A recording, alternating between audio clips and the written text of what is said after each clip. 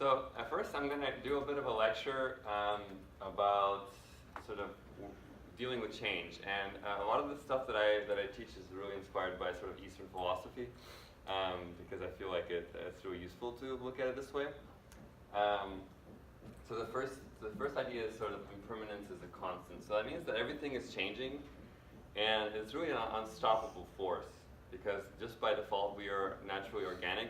So our bodies are kind of always, we're going to get sick and eventually die, and that's how we are. And then also machines break too. Everything is sort of dismantling and then regenerating. So everything is changing, and we can't really hold on to anything. So stress, change, and conflict is inevitable. So the idea is you want to try to understand that things will come, and not to try to avoid things that are inevitable. Just sort of allow. And we'll get into what I'm talking about as we continue. And so the idea is that stress is often exacerbated when you resist the change. So when you don't allow the kind of natural flow of life, it starts to get worse. So the idea is you want to start to sort of align your mind into sort of a more allowing kind of perception, so that you can start to kind of take in life and work with it instead of fighting it. And we'll kind of explain more about how to do that. So also some things to think about. So there's the change you choose and then the change you don't choose. There's certain things, like for instance, you may pick something, like you pick a job or you pick a position, and then you have to deal with the consequences of that decision. But there's some things that you don't choose. Sometimes you have a new manager, or you have a new policy, and there's nothing you can really do about it. And all you can do is just sort of allow and work with that. Okay? Many things we cannot control, we have the option of how to respond to them. So that's really the idea of sort of like personal responsibility. It's, you have an event that happens, and all events are neutral.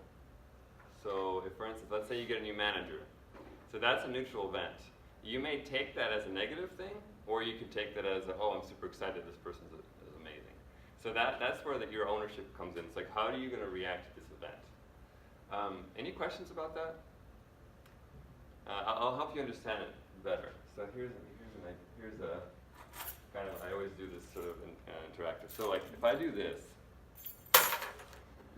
so it's an action where I just threw my keys, okay? And then a person who's maybe sitting there nearby may be like annoyed by maybe that it was loud, for instance, and they may be annoyed by it. But another person may like think it's funny, or another person may have a memory of keys that was sad, and they may become sad, or another person may find it, I don't know, any other emotion. And so the idea is that you may feel something as I did that, but it doesn't mean that I made you feel that way, because that event is neutral.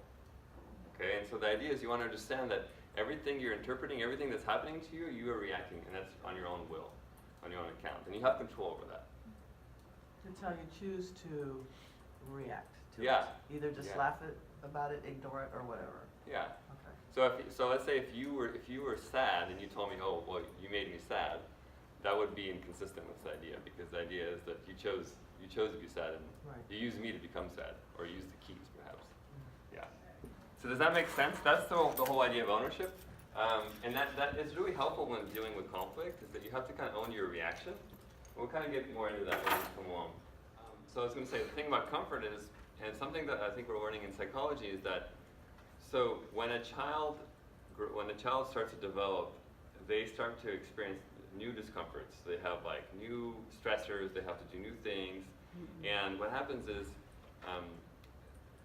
anytime they experience discomfort, it's like that's a new challenge for them. Okay. And oftentimes children will become accustomed to certain things that help them deal with discomfort, certain like maybe food or candy or like a game. And so sometimes we have these kind of soothing mechanisms, but inevitably we have to learn to deal with new situations and new discomforts, and not be afraid of discomfort, because discomfort is totally okay. Just have to learn how to like allow it. We'll kind of get more into that later. This next slide, I just wanted to point out, so this is sort of like a Zen kind of symbol of sort of life. And so life occurs naturally in sequence with a beginning, middle, and end. So this is basically the whole idea of like that everything happens in sequence. So it's like a song. When you listen to a song, it has a beginning, middle, and end. And you can't, when you play your like a favorite song, you can't, if you like the end, you're not going to just fast forward to the end and just play the end. You know, that'll be kind of meaningless, right? You have to listen to the whole thing. And maybe some parts of it are not so nice. Maybe parts of the song are kind of boring or something. But that's how life is. You know, we have to go through all the sequence of life. And so there's parts of the day that are not so exciting, parts of the day that are exciting. But you have to learn to sort of endure moments of boredom, moments of discomfort, and then let yourself kind of experience the height of it and have fun, and also learn to adjust to endings. Like, you know, when the party ends, the party ends. You have to go home. You can't keep, you know, trying to party when the party's over. And that happens to just about everything. Everything has an ending. Your lunch is going to end, and, your day is going to end, or you know, sometimes life ends too, or your job ends. Things are always transitioning. But I think the East has a really good way of kind of looking at this, that they really honor sequence and ending and transitions. I think it's important. Does that make sense? Mm-hmm. Yeah? So I want to talk a little bit more about allowance. I use my hands to kind of show how allowance works, at least in my life, and I use this with clients. So allowance is like this. So pretend that life is sort of like a river that's flowing through the person, okay? And this river could be like a situation, a person, a feeling. It could be anything, any kind of stimulation. And so the idea is there's two types of resistance. There's the first type of resistance is here. So it's basically saying, no, I'm not going to deal with this person. I'm not going to deal with this situation. I'm not going to deal with this process. I'm not going to deal with this feeling. And basically it's pushing away.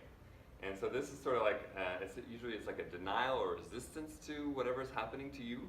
And so the idea is this is the first step of resistance. So here you want to allow. You want to say, okay, yes, this is uncomfortable, but I'm going to feel this. I'm going to experience this. I'm going to try this.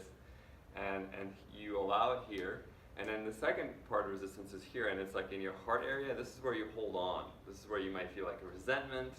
Oh, I hate this process that we're doing, or this manager, or I'm just hung up on a relationship that didn't work out. And so here you cling. This is like where we like hang on to stuff for dear life. And here is where you want to let go.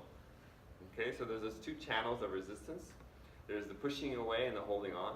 And so ideally, if you want to flow and live like more with ease in your life, you want to have allowance here and here. So you allow life to come in here, and then you let go. So life can move through you, and so that you can smoothly experience transitions and different conflicts in your life without having to have too much kind of like conflict or kind of bruising internally, where you feel kind of like where it's difficult. So you want to have more ease, and the way to ease is allowance. You just allow life to flow through, and it doesn't mean you have to be indifferent. It's not that you shouldn't care or you should just check out. It's just that you should not push away or resist. It's more like letting it flow through you. It's kind of hard, you know. Sometimes I explain this and it sounds nice, but you have to kind of try it out yourself. But just kind of planting seeds about it. Any questions about that? It's called universal flow perspective. Any questions about that? Does it make sense? But could you resist and also cling to? I mean. Yeah, you can do both. Yeah. Yeah. Okay. Yeah. Because like just thinking of an instance in my head, and I seem to do both. Yeah, you probably do both. It's a combination, different two channels kind of thing. Yeah. Yeah. And it could change hour by hour, can it? Yeah. I mean, it's not. Right. One moment you're flowing, next thing you know, you get a phone call and you're just right back into like Yeah. resistance. Yeah. Yeah. So we don't want to make resistance the enemy. It's natural to have resistance, but we want to concentrate on allowance. And allowance is the greatest coping skill, at least as far as I know, to happiness. All right. So allowance generates flow. And another thing to think about your digestive system. It's a very good example because allowance works on many levels, not just mentally, but physiologically. When you have like constipation, that's the same thing. When you don't have proper flow, your body isn't. You're supposed to be passing fluids. This is how our body works. We breathe in air, we breathe out air. If you hold your breath, you're going to suffocate. It's the same thing. You have to let go of the air, then to get it again. And same thing with food and water. It's supposed to move through you. So if your body is not passing fluids, then you have resistance. And it's the same thing. So you have to, on all levels, you have to learn, your body has to be kind of hollow so things can move through. So the idea is we're not allowing things per se, we're allowing our reaction to them. So it's your allowance, not allowance to the situation. So for instance, let's say you're walking down the street and somebody's being like beaten or some kind of indignation. It's not that you should say, oh, that's great, I'm going to allow that. It's that you should allow your reaction. So if you're feeling nervous or sad, allow that. And do something. You can still do something about it, but you should allow your feeling. So we're talking about allowance of yourself, not allowance of the outside world. Does that make sense? If let's say a client comes in and they're having some kind of devastation, or something's happening to them, or even somebody being abused or something. It's not that I should be allowing of their abuse. It's just that I should be allowing of my reaction to hearing their story. And if it's sad, then I should allow my sadness to flow through me so that it doesn't clog me up. Does that make sense? Yeah. Somewhat. I'm not trying to encourage you not to be indifferent. I think you should still act and make decisions that are right for you. Yeah. All right. But that's a really good question because I think that's a tricky one to figure out what to do, right? Yeah. One question that comes to mind is when you're angry about the reality that's happening. Yeah. When there's a reality happening, you have to work with someone you don't like. Yeah. You have to do a job you don't want to do. Your friend loses their house. Some event happens that's just, it's not right, it's not fair. Right. Can you talk a little bit about that? Yeah, so the idea is, let's say something happens and you get angry. Mm-hmm. It's not, allowance of anger isn't that you should act on your anger and do become violent. It's that you should let yourself feel the anger and let it pass through you so that it doesn't bother you anymore. Because the only way for the anger to complete itself is for you to allow it first. So you have to become more in touch with the anger, sit with the anger, and let it pass. I'm not encouraging you to act on your anger. Mm-hmm. If you actually sit down and feel your anger and not, because a lot of times, here's another thing. I think a lot of times in our culture we're taught that we shouldn't feel things like don't feel like shame is bad or anger is bad or sadness. You shouldn't dwell in sadness, whatever. But the idea is you want to actually sit down and feel that feeling out thoroughly enough, and then you can kind of really understand it and you can pass through. I think most of the times why people get hung up on anger is that they're not allowing it. Mm-hmm. That it's kind of on the peripheral, kind of bugging them. Sometimes I was trained in sort of a body-oriented approach towards therapy, and so a lot of times what we do is I don't have a book around here, but sometimes what we do in therapy is if somebody's having a hard time letting go, what I'll do is I'll have them stand and hold a heavy book, like a textbook, and close their eyes and imagine whatever they're holding on to, and then kind of insert that into the book, close their eyes and then drop the book and let the book fall. And that's one way of kind of beginning to put that in your muscle memory that you're attempting to let go of something. That's one playful way to do it. Yeah. Yeah, I keep thinking about the letting go of whatever you have no control over, right? Letting go of what you don't have control over. Right. That whole serenity prayer and right. identifying, Right. 12 steps. well, Yeah. the wisdom to know the difference. Sorry, I forgot the serenity. Yeah. Yeah. So let's go over some of the things that we have here. So effective coping strategies include mindfulness. So mindfulness, I'll get into what that is, but it really is just an awareness of your body and your sensations and your feelings. Healthy eating, exercise and rest. Connecting with others, somebody said that. Humor. And humor is sort of like looking at how the absurdity of it kind of thing, being able to like, oh, that's bad, but it's hilarious. You know? Building a network. This is maybe kind of going to church or having like doing some kind of activity. Like action is doing something about it. What do you want to do about it? And acceptance is kind of like allowance. All right, and then we have ineffective strategies. Overeating, which is everybody mentioned that. Alcohol and drugs. Of course, you know, I think you know, alcohol has been an acceptable form of social interaction for thousands of years, and I think that it in moderation is probably effective for people to go out and enjoy themselves and lower their inhibitions and laugh. And it can be used properly, but I think in excess it can become, and same thing with cigarettes and whatever else you're using. Gambling, shopping, going out and doing, you know, and I think, you know, my wife does this, you know, and I notice when she's stressed or she's bored, she'll just go online and start clicking stuff, you know. And it does relieve you, I guess. Maybe you get a sense of gratification or something as you do that. Yeah. Binge spending, same thing. Complaining. And I think that complaining is the opposite of action. It's like, you know, if you have an issue, do something about it. Or just accept that it's the way it is. And then also blaming others and gossip. That's probably a really big one that people, it kind of slips. Because I think people can, overall, like I think we're all good people. But I think we always have that moment where like we're tempted to like say something and then like, oh God, I don't know if I should have said that. And I think that it's important to sort of monitor yourself on like saying things that, you know that old saying, if you have nothing to say, then don't say it type of thing. And it really goes a long way because I think it hurts you in the end when you act that way. It becomes make yourself more negative. And then also denial, like, oh, it's not happening. Not happening. Just go to sleep. Forget about it.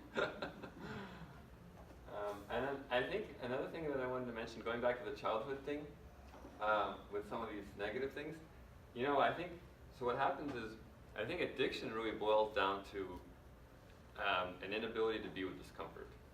So when a child, like let's say if a child is cranky, and then the mom will give them like, oh, here's a piece of candy. The child, shuts up and says, okay, thanks, and goes on his way. And then every time he gets upset, she gives him candy. And then he learns that, okay, like when I'm upset, like I can have candy, and then that makes everything all better. When as you grow, those habits start to kind of perpetuate and aggregate and become more like patterns. And then that's the same thing. You know, people like overeat or they have excessive drinking. It's the same thing, really. It's an inability to deal with an uncomfortable moment and needing something to soothe it. So that's what addiction in a nutshell is an inability to deal with discomfort. And when you need something, you're like, oh God, I can't deal with this. I got to drink or whatever. And so that's where mindfulness comes in. It's like being the ability to learn to sit with discomfort and be like, okay, yeah, I feel anxious and my breath is heavy. Let me just like notice it and get to know that feeling for a moment and not have to like run away from it so fast. So anyway, it's interesting about triggers. It's like going back to the whole thing about that I talked about, that every event is neutral. It's all about how you react to the event. So like for instance, let's say if you have a new office mate or something and they type really loud or or they chew with their mouth open or something like that. It's interesting how your perception can make you can experience a world of hell by letting it bother you. You know, you can just be like, I can't stand this person. Like, this is the most annoying thing I've ever been. Or you can say, oh, that's just Johnny. That's just how he is. And that's funny. You know, that's funny that he does that. You know, and so you create your reality by your reaction to these neutral events. Because no one really can say that, okay, well, chewing with your mouth open is wrong. Because in some cultures, people do that. maybe in Western culture it's not okay, but maybe in, I know like in some country, I think in some Asian countries, like the soup, like you kind of slurp it, and that's an acceptable thing. So like you can't say anything right or wrong. It's just your reaction to it, right? And that's something to keep in mind when you're like trying to deal with conflict at work. How are you reacting, and is it your stuff that you're bringing on? So we're gonna do. First of all, let me explain something. So with regards to triggers, let's say somebody typing loud or doing something, or looking like something. So here's the thing. You have to realize that everything that you experience right now, your mind is creating. Okay, your mind is like noticing like the edge of this table and how like its acuity and everything. You don't notice it, but your mind is collecting data all the time, and it's like mapping everything out. And also, a lot of your past experiences are coloring everything you hear. All your traumas, everything, your childhood, if you've been abandoned or not, if you've had abuse, it's all coloring your experience. And so what you're experiencing is not necessarily what is, but what your like historical experiential process has led you to. And so, for instance, how this shows up is that like for instance, let's say you get into a relationship, and then it turns out to be a horrible breakup, and the person leaves you without telling you, and you feel totally abandoned. And then time goes on, and you meet a new friend, and you start spending time with them, and maybe a coworker even. And what happens is you call them, and you're supposed to meet up later that evening, and they don't respond. And you send messages and things, and then they don't respond for like 4 hours. And all of a sudden you start feeling abandoned, because you know what you say to yourself, people are all the same. Look, this last person did this to me, this next person is doing it to me. And it turned out that the person just maybe dropped their phone in the toilet, and their phone wasn't working. And that's why they couldn't call you back. But this whole time you created this story like, oh, you abandoned me, you did this to me. And so the idea is, what I'm trying to make you understand is that there's a difference between feeling abandoned and somebody abandoning you. See the difference? I can feel abandoned just because it's because I have it in my software, because I've been abandoned before, so I can feel abandoned. But that's different from somebody actually abandoning you. And so that's what the whole ownership is that if you have a conflict with somebody and you're feeling, for instance, angry or insulted, you have to ask yourself, am I feeling insulted, or did this person insult me?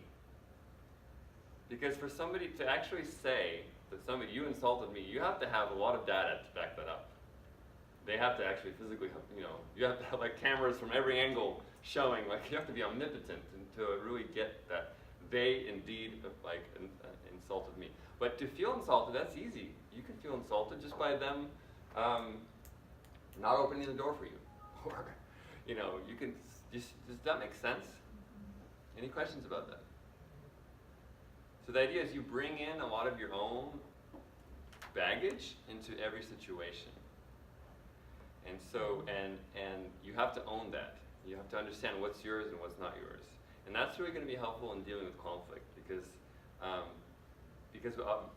we blame each other too many times about things that the other person didn't do. Any questions about that? Does that answer your question? A little bit? A little bit. It helps me understand the process, for sure. Right. And that what's happening, a lot of our own truth is subjective. It's very, how we're seeing the world through our own lens. But if something happens and it does bother us, I guess then the bridge is, it's affecting your relationship. What can you do once you kind of realize what's going on and know what's going on inside yourself? What's the next step, I guess, is, Right. I guess is kind of where I was That would going. be my question too. Right. And we're going to kind of in a later slide about how to communicate, but I'll just respond briefly, and we'll get back to it. So that the way to have conflict that is the most effective is to communicate by only sharing what your experience is. Oh, there it is at the end, at the I statements, right? Yeah. Yeah, okay. And, Okay. and not just I statements, because that's been kind of taken over by, I think I don't like to use I statements anymore Okay. because I think people are kind of they sneak out of it and they say, oh, well, I feel like you're a jerk. And that's not really a feeling, but more like a judgment. But I think that when we're hurt, we don't realize that we're judging other people. Like let's say if you said something to me and I feel insulted, instead of me saying, you know what, Trish, I feel really uncomfortable and I feel really insulted right now. Instead I say, well, you know what, you're rude. I'm feeling hurt, but then I'm also making a judgment about what you did. And then you can react to that and say, oh, who you calling rude? Nobody, so then that's how conflict continues, because people are not able to share their own experience. They start judging about what they think the other person did. Because if I feel insulted, it doesn't necessarily mean you're rude. It could be, but who am I to say that? So the way to conflict is to only share your own experience, your own immediate experience about your feelings. So what I mean by that is, I'm feeling uncomfortable, I'm feeling sad, I'm feeling angry, I'm feeling unwelcomed, whatever it is that you're feeling. So it's important to say no. Okay, why do you guys think it's important to say no? Because sometimes you take too much on, and you're always doing for someone else and not getting to what you need to do. Yes, bingo. Anybody else? Yeah, something I saw, I posted on Facebook the other day was something, they said walls are for keeping people out and boundaries are for showing where the door is. Get it?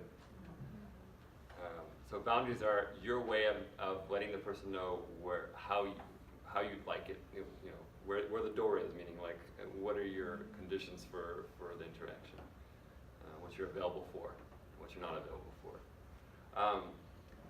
Anybody else have any thoughts on no and using no and setting limits? It's a way of kind of protecting yourself from taking on too much, Right. and you end up maybe resenting the other person. Yes. You end up resenting them because you may say, hey, they gave me too much work, or they asked too much, as opposed to, oh, wait a minute, I should have said no. Right. I should have said I couldn't do that. Right, exactly. And that's a perfect example. I was just going to say that, like, if Trish asked me to do something, like help her move a couch, and I'm not available because my back hurts, but I say yes anyways because I'm trying to maintain the friendship, or I'm trying to like be nice or whatever, and I do go ahead and move her couch for her, but I hurt my back in the process, and in the meantime, like later on, I'm like, man, I do all this stuff for Trish, she owes me big time, but I don't say it, but I just kind of, say that in my head, And then later, I ask her to do something, and she says, no, I'm not available. And then I blow up on her. I'm like, oh, you never do anything for me. Look at all the stuff I've done for you. All because maybe I didn't just didn't say no when I needed to, And really the key is, and we're kind of going into this sort of like, well, idealistic, like, spiritual master thing, but you ideally only want to do things that you enjoy doing. If she asked me to move the couch and I was like, yeah, I'd love to, then I wouldn't have any expectation back. I wouldn't feel like she owes me anything. Does that make sense? So if you do only things that you like to do and want to do, you wouldn't have any expectation for the other person. Does that make sense? Mm-hmm. Yeah. So if you're asked to do something that you don't want to do and you accept to do it, it's kind of on you. You're not listening to your body. You're not listening to what you need. So if you're only doing what feels good for you, you're always going to be in a good place. It's not that you should always be saying no, but you should have no in your repertoire. You should have no as an option when you need to say no. And that's I was having you practice just so that you can get more accustomed to being able to say no if needed. Yeah. Yeah, and it's like this. Why would you want somebody to do something for you if they weren't interested in doing it? It's It's kind of like, oh, let's go to the mall. Oh, I don't want to go. No, you're coming with me. And then you have somebody that's just dragging their feet. Oh, I hate being here. Why? You know, like, why would you don't want somebody doing something for you unless they're really into it. And otherwise, yeah. So that's where the letting go is. It's like, yeah, well, they're not. You have to honor their self-determination, Right. honor their dignity. That they're not in the right place to do that right now. So another thing to consider when you're interacting with other people and you're brushing up up against these kind of things, whether you're having to set limits for yourself or noticing as you're not setting limits for yourself, you have to ask yourself, what kind of story am I telling myself? Am I unworthy? Is this person mean? Are they having a bad day? Do they not like me? Am I getting fired? Or, you know, these are normal things that people go through. Or your manager walks by and they don't say anything. You can create a story that you're on bad terms. You can say, oh, that's it. My productivity is probably down or something. But how do you know they're not just honoring themselves and they're probably going straight to the bathroom? That's the only thing that they need to do right now. So it's important to understand yourself more thoroughly to make sure that you're not creating things out of thin air that really have no relevance. There's no data to back it up. That's why it's important to kind of do this type of things. Where does your mind and body go through? So, yeah. So then, that's why I have this picture. It says know thyself. So, I think if we understand ourselves better, then we can learn to react to situations better and not have so much conflict. Because if we know ourselves and we know that we know our own reactions, then we don't have to blame people as much. And I think that was your question originally. Question is like, how do you deal with people and how do you deal with conflict? So, and then going back to ownership. So the truth is, nobody can make you feel anything. You always have the choice of how to respond and react. If we choose anger or sadness, we have to be careful not to blame or attribute the action of other person or situation as the cause of that feeling. Ownership and responsibility is liberating and freeing and gives you more control. Because, so in a sense, nobody can hurt you but yourself, at least emotionally. Of course, people can physically hurt you, but nobody can hurt you emotionally because you're always reacting to their behaviors. And it's interesting, like, why this idea is liberating and freeing. Because if you don't take ownership, then you're basically a slave to the circumstance. It's like, oh, this person's making me feel this way. This job is dragging me down. This country, on all levels, you can use everything to kind of bring you down. But you can also use it to bring you up. You can use me to heal, or you can use me to get annoyed, or So we have to use each other in an effective way. So we have to use our relationships in a way that is beneficial for us, and that we have to own our reactions for that. Does that make sense? If you confronted me and you said I'm hurt, and I said, well, you know what? That's just your reaction, and whatever. It's your own thing. And I think what Trish said is that, and then it's up to you whether to which degree you want to associate with that person. So if I were you, I might say something like, well, I don't feel comfortable. I'm not available to talk with you, or you would have to create your own space to take care of yourself. If they're not willing to look at themselves at all. Right. Yeah, things are tricky, and I think that humans, just don't get along a lot of times, and there's no right, there's no easy way out of it. But it really does help to share your experience. That is like step one in any kind of conflict resolution and any type of improving the relationship. And somebody has to have the courage to say, I feel really uncomfortable when you talk like that. Or, when you're late all the time, it really bothers me. Or, I have to tell you how it affects me. And share your experience, basically, is the Right. first step. And actually, I have some more on that. So here's another thing to think about. Of course, of course, there's going to be people, bad people, but all we can do is work on ourselves. And here are some tools that you can do for yourself to help. So one of the things, so incorrect assumptions do damage. So people often create negative stories from limited data. People bring in older trauma and unprocessed attitudes into current relationships. And this is what I was talking about with the abandonment thing. People have incorrect assumptions of themselves and of others. You know, sometimes I have clients that come in and they say, oh, this person's, doing this to me, and they're being, all these negative things. And then I ask them, like, what is this, anything specific that they've done? And there's nothing. It's just the idea of, oh, this must be a bad person.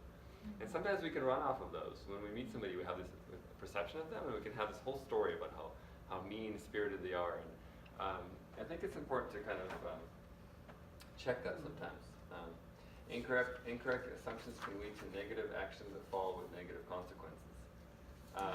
So if you meet somebody, a new colleague at work, and you have this negative idea about them, and you like shun them or you exclude them just because of an idea, that can cause a lot of disruption in the workplace, and it can cause you a lot of suffering in the end, because that's going to cause a lot of drama, and just because of an incorrect assumption about somebody, and because it leads to actions. I always bring up this idea of like how we chain ourselves and others to the past. Like for instance, let's say if you go after this tonight, you go to the dance, you go to the bar or something, and you go dancing or something, and then you go to the dance floor, and all of a sudden you see in the middle of the dance floor there's like somebody you went to middle school with that you absolutely hated, and all of a sudden you see them and they look fabulous, they're dashing, they're like, and it's like, would you force yourself to like hate them? Or would you just let them be as fabulous as they are? And I think it's really important for all of us to like really like allow the moment to emerge and stop holding on, stop like chaining the reality to the past and having to do. So sometimes if it's been a long time and you really have nothing substantial in you that is emotional, I would say just let them be anew, let them be new people. But if you have something that you personally feel like within your dignity, you didn't stand up for yourself, or you didn't say something, I think you should say it, just to clear yourself out.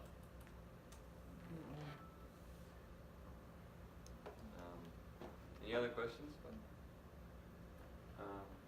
But yeah, this part is really about, really try not to be too assuming, because people are surprisingly uncanny and beautiful and interesting if you just give them the chance.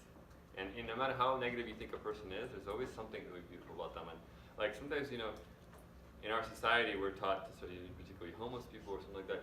Sometimes you go to a party and like you meet somebody and they look really haggard, or they look, all this, and then it turns out you get to know them. They have like a PhD, there's some CEO or whatever. You never know. And then sometimes you have to give that up and let things unfold, because it can be really surprising what you may find out about people. So consider changing your thoughts and stories. So here's some tools. So can I be less assuming? Can I just give them the benefit of the doubt? Can I sit with some uncertainty until things become more clear? So it's sort of like letting the mud settle. Like if you have a bottle of water with mud, if you shake it, it needs time to settle for it to kind of separate. So this is kind of an analogy of how the mind works. So you have to sit with things. Can I give the person the situation the benefit of the doubt? And that doesn't mean being naive either. It's not that you should just be like, okay, whatever, I don't care. But just waiting it out. And then ask yourself, can I be anticipating the worst? What is my intention? Where do I stand in the situation? I think sometimes people get really involved too, like they get overly involved with things that really doesn't really concern them even. Or there's sometimes people will, like, if they, let's say they work a job and everything is going fine, but their coworkers are complaining. And then they think, oh yeah, things are going bad because somebody else said that, but I'm actually having a perfectly good time. And so sometimes they get really like, start to assume, or we get over involved with things that really don't really concern us. Someone else is doing that, right? And then sometimes with conflict management, sometimes it's interesting too. Like if somebody, like say you confront somebody about something, and you say, hey, I didn't really feel good. Like I felt really kind of uncomfortable with you in that meeting, and in the beginning, it may seem like that conflict is negative because somebody's saying something, it's uncomfortable, but the positive intention is that, like, well, if they're saying it, they must care enough about you to be able to want to fix it. And so the positive intention with conflict is that you want to get closer. You want to increase the connection by bringing to the surface that which doesn't feel good to you. So there's always a good intention, and keeping that in mind is good. Like when you need to confront somebody, have that intention. Okay, I'm gonna let them know how I feel because we can get closer this way. So this is kind of the positive intention thing. It's like the overall relationship is more important than the details. So you want to think about it this way: your collegial relationship is more important than the trivial content of the problem. So you have to keep that in mind. Commitment to sharing and listening. So all you can do is do your part. Of course, the other person may not have this information or not be at that level of comprehension. So here's how you want to do it. Speak about your experience. So to avoid assumptions and falsehoods, speak about what your immediate experience with the conflict is. What is your immediate experience? What are you experiencing?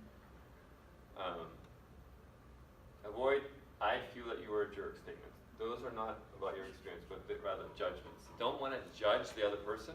You want to share your immediate experience. Okay? Does anybody need help teasing that out? Does that make sense? What an immediate experience, your immediate felt sense is? Is it pretty? Do you guys get what that is, or is it hard? Yeah. Sometimes it's hard to identify that. Right. But that it just doesn't feel good. And I encourage people to say, well, just say it just doesn't feel good. If you don't know exactly what the feeling is, to just say it just doesn't feel good. Right. It just doesn't feel good. Or I feel uncomfortable, or maybe you just need a moment to figure that out. Uh-huh. Maybe you can sit with it, figure out what you are feeling. Stay away from blame and always show respect, even if you feel hurt, misunderstood, or mad. You don't want to go preliminary. You don't want to go too fast into blame because you maybe because of your reaction, it may be coloring the situation. Okay, so always start with respect and share your feelings, and in the end, you kind of like it's going to come out in the wash what really did happen. You know what I'm saying? So stay with respect because you never know. Because a lot of times we're off. Our perceptions are off many times. So if you just stay respectful and share your experience, you're going to have your hands clean. Honor and respect feelings. Everyone is entitled to their feelings, and we cannot take that away. So if somebody's feeling sad or hurt, no matter what the situation is, even like let's say we brought in a clown and a cake and everything's wonderful, but one person's feeling sad or scared, we cannot say, no, you're not. Yes, you are. I mean, if you're feeling sad, no one's going to say you're not.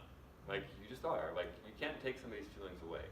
And that's the power of sharing your feeling, is no one's going to negate your feeling. But they can negate your judgment, though. Does that make sense? Mm-hmm, Yeah. mm-hmm. And here's really another important thing. Apologize when appropriate. There's always something that you can own in a situation. I always tell the story with one of my clients. He came in and I think I told this in church, but I think I was listening to the story and all of a sudden I went like this. And he said, "Oh, are you like bored or frustrated with me or something?" And I was like, "Oh, let me kind of check in. Maybe I was a little frustrated, or but like, be ready to stand corrected. Like, it's okay. Like, nobody is impartial. Nobody is like, on top of everything. And if somebody says something to you, I would encourage you to be like this. Let me notice. Let me check that out. Am I like that? Have the decency to be just even available to inquire within about whether or not it is true. Don't take the stance where you're always defending any criticism. Be open to examine whether that could be possibly true. Does that make sense? And then you can bring in a sense of humility into the relationship, where you can say, you know what, you're right. The way I said that wasn't. I don't really feel good about the way I said that. You don't have to say I'm sorry. You can say, I don't really feel good about how I did that. Or it could be little subtle nuances of ownership. Does that make sense? Mm-hmm. Do you like that?